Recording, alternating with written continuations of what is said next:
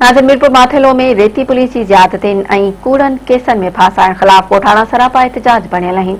उन हवाले सां ॾिसूं था मोहम्मद कासिम कलवाड़ी जी ही रिपोर्ट। ये जो गुलाम मोहम्मद सोलंकी वालिद नूरुद्दीन सोलंकी जो नाजायज़ कत्ल थियो आहे, जंहिंमें असीं ॻोठाणा सोलंकी बिरादरी एहतजाज पुरमन एहतजाज कयूं था। वस वारे अमलदारनि खे DPO साहब, RPO साहब, SP साहब ऐं ॿिया जेके वस वारा अमलदार आहिनि, चीफ जस्टिस सिंध, वज़ीर आला सिंध खे अपील था कयूं था गुलाम जा हक़ी कातिल ॻोल्हिया वञनि, सरेआम उनखे सज़ा ॾिनी वञे। DPO के, DIG के, MP के सब के असां अर्ज़ करूं था, गुज़ारिश करूं इहो असां महिरबानी कई वञे। बेगुनाह आहियूं असां, ना इंसाफ़ असल गुलाम जा कातिल ॻोल्हिया वञनि। जेका बूटे वठंदो हुयो ऐं बूटो ग़रीब माण्हू आहे, उन ते हर को नाजाइज़ कंहिंजे कान प्लान बणाए करे FIR दाख़िल कराई ऐं उनखे मारियो वियो आहे।